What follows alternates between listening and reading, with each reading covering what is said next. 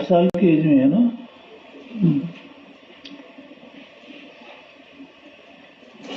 तो कोई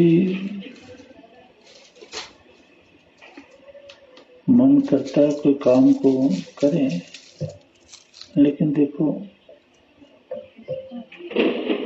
ये आयु ऐसी है कि भगवान की भक्ति में ज्यादा ध्यान दें और परिवार के लिए जो भी कर सकते हैं बच्चों के लिए करते रहें। पति पत्नी दोनों ना इस एज में साधना को बढ़ाएं। जैसे कम साधना चल रही थी उसको बढ़ाएं, एक नाम जाप बढ़ाएं, एक योगाभ्यास बढ़ाएं थोड़ा। ऋषियों ने अपने वचन जो कहे हैं वो मिथ्या नहीं है, वो ऋषि हैं, उनका तो प्रमाण होता है कि भाई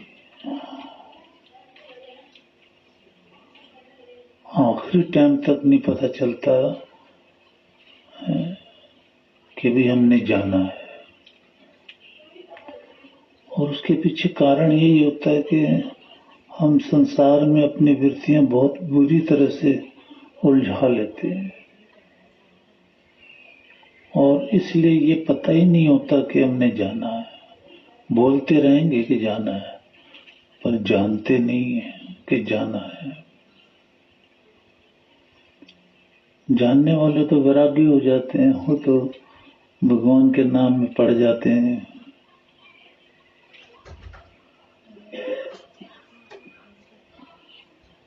तो हमें समझना चाहिए कि भाई जाना है। बेटा ये हवन कुंड, हाँ जला लो, आप सभी हवन कुंड जला लो। हवन कुंड के पास बैठो आप, सब ठंड है। हवन कुंड के पास बैठो बेटा, थोड़ा थोड़ा, ये ठंड है। और संविधान डालो इसमें, ऊंची लपट आनी चाहिए।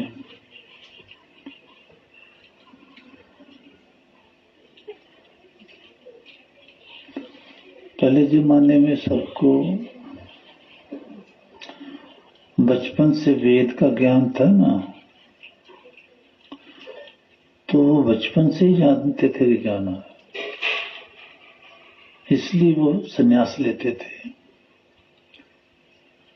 इसलिए वो 4 आश्रम डील करते थे, क्योंकि उन्हें गुरुकुल में पता चल जाता था कि जाना है, ये शरीर नश्वर है, इस शरीर को एक दिन छोड़ना पड़ेगा। आज मरते दम तक कोई नहीं जानता कि जाना है।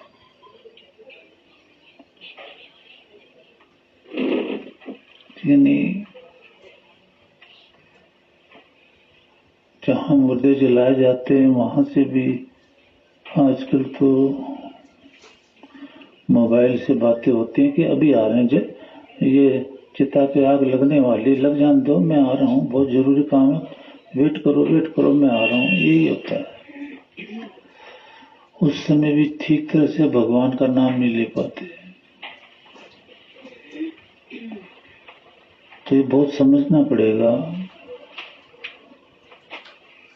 तभी जीव जो है ना सुखी रह पाएगा। ईश्वर की याद जो है वो सुख देती है, यज्ञ जो है वो सुख देते हैं। ये मैं बड़ी आप पे कृपा समझता हूँ भगवान की कि आप लोग जो है ना दूर से नजदीक से यज्ञ में आ रहे हो। बाकी कृपा गुरु की चाहिए। तो जितना भी कोशिश करें जीवन में यज्ञ जोड़ें और घर पर अग्निहोत्र जोड़ें।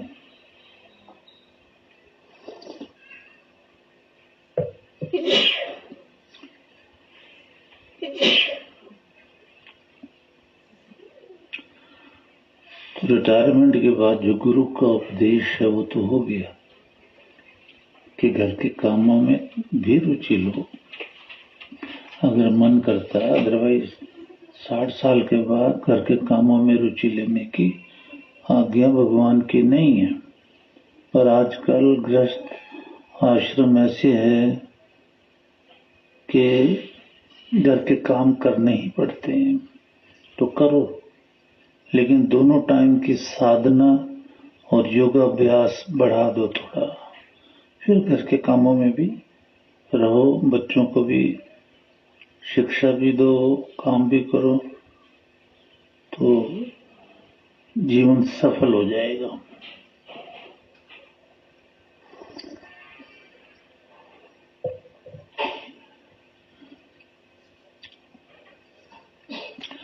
अमूमन ऐसा होता है रिटायरमेंट के बाद ना ज्यादा काम में लग जाता है इंसान, कहीं नौकरी ढूंढता है, कहीं घर के काम में और लग जाता है। लगना चाहिए साधना में। बिटिया रिटायर हुई है। बेटा आपका नाम फिर भूल गया मैं। बैठो, पढ़ी लिखी बिटिया है ये, घर के काम के साथ साथ साधना तो खैर बढ़ाए जरूर, क्योंकि उसका असर परिवार पे पड़ेगा। आपकी साधना का असर परिवार पे पड़ेगा, परिवार का भविष्य उज्जवल होगा, धन संपदा घर में ज्यादा आएगी, शांति बरकरार रहेगी आपकी ज्यादा साधना से। दूसरा ये कि आपने इतने वर्षों बच्चों को पढ़ाया, अपने बच्चों को भी शिक्षा देना कि ठीक रास्ते पे चलें, और भी जो भी शिक्षा दे सकती हो। तीसरी बात जो मैं कहना चाहता हूं कि आपका ये कर्तव्य है कि आप जो गुरु ने पुस्तकें लिखी हैं, है ना, उसका अध्ययन किया जाए। समय निकाल के ना घर से थोड़ा थोड़ी अध्ययन के, पर उसका अध्ययन ऐसे किया जाए कि श्रुतेन मय्ये श्रुतम, अथर्ववेद कहता गुरु से सुना ज्ञान मय्ये, वो मेरा ही ज्ञान हो जाए, मुझे गुरु का ज्ञान जो सुना हुआ है वो आ जाए। ऐसी पुस्तकें इस तरह से पढ़ो कि उनमें जो ज्ञान है आपको समझ में आ जाए। नहीं समझ में आ जाए तो vedmandir.com पे प्रश्न कर दो कि महाराज जी ये समझ में नहीं आया, है ना। वो अच्छी तरह समझो उस मैटर को, है ना। फिर अपने जानने वालों में ये शिक्षा वेद की आप दे सकते हो, लोक का कल्याण कर सकते हो, मतलब क्योंकि पढ़ी लिखी बच्ची है, गुरु की तो बच्ची ही है ना, चाहे आपकी एज 60 साल हो गई है। तो मैंने इसके बारे में भ्रम तोड़ा हुआ, दुनिया का ज्ञान याद होना चाहिए कि अज्ञो भवति वै बालः पिता भवति मंत्रदः। अज्ञानी जो होता है वेद का, वही बाल है, वो बालक के समान होता है, चाहे उसकी आयु 100 वर्ष की है, क्योंकि उसको वेद का ज्ञान नहीं तो वो अज्ञानी होता है, एक बालक जैसे 6 महीने का बालक है। वो 100 साल का बुजुर्ग या जो नारी है 100 साल की या बुजुर्ग है, वो समझ जाएगा। वेद कहता है, शास्त्र कहते हैं भी ये तो 6 महीने का बच्चा है, जिसको आता जाता कुछ नहीं। जैसे 6 महीने के 5 महीने के बच्चे को कुछ नहीं आता जाता, इसको भी कुछ नहीं आता जाता। इसलिए देखो बचना चाहिए इस प्रकोप से। क्यों नहीं दिमाग लगाते वेदों में, क्यों नहीं पढ़ते हैं। तो अज्ञो भवति वही बालः, अज्ञो मन अज्ञानी, वो बालक के समान है 6 महीने का। चाहे उम्र 100 साल की होगी हो। पिता भवती मंत्रदा, और वो हमारा पिता पितामह है जो वेद का ज्ञाता मंत्र का, चाहे वो 10 साल का हो। जैसे बाबा बालकनाथ भी बहुत योग विद्या के प्रवीण थे 9-10 साल के, 11 साल के, ऐसा आता है। तो 10 साल का बच्चा भी वेद का ज्ञाता हो सकता है, पिछले कर्मों की तपस्या के कारण को कंटिन्यू रहती है ना। हमें मेरी समाधि पे 39 ईयर्स ऑफ एज में लगी है, 79 में लगी है ना। तो डेट ऑफ बर्थ मेरी आपको पता है 6/6/40 है, तो 39 ईयर्स में समाधि लग गई है।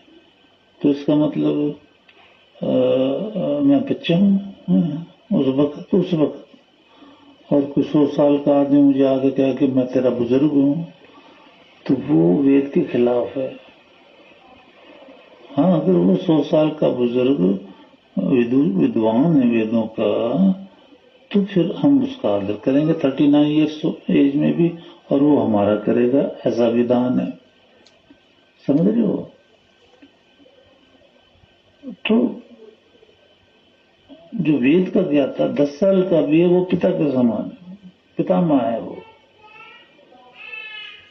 और 100 साल का बुजुर्ग है, वो वेद नहीं जानता, वो अज्ञानी है, वो अज्ञानी है, वो मनुष्य, साधारण मनुष्य, अज्ञानी भी है और साधारण मनुष्य।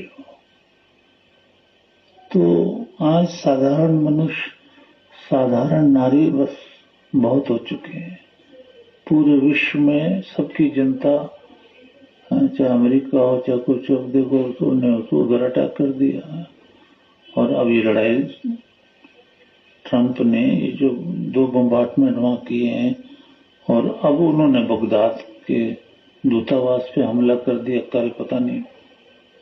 तो ये तो युद्ध के आसार है ना। तो अज्ञानियों की वजह से जनता मारी जा रही है ना। अज्ञानियों के हाथ में पावर आ गई है, वो उसका गलत इस्तेमाल कर रहे हैं, मनुष्यों को मार रहे हैं। अगर उनके वेद की विद्या होती तो मनुष्यता का वो मिलाप कराते, मनुष्यों में प्रेम बढ़ाते वो, इसी पावर की वजह से। लेकिन वो अज्ञानी है, वो तो मारेंगे एक दूसरे को और प्रसन्न होंगे कि हमने मार दिया। तो ये भगवान के नियम याद रखो। अज्ञो भवति वै बालः पिता भवति मंत्रदा। तो खूब स्टडी करके पहले तो बच्चों को ही वो सुनाया करो। पहले तो बच्चों को ही एक टाइम निकाल के, या संडे में छुट्टी के दिन, मैं कहता हूँ 20 मिनट सुनाया करो। 20 मिनट बहुत होते हैं, ज्यादा नहीं तो 20 मिनट, बस 20-25 मिनट सुनाया बस। तो घर में ही विद्वानों को उत्पन्न करो, विदुषियों को उत्पन्न करो। अगला मंत्र बोलो बेटा।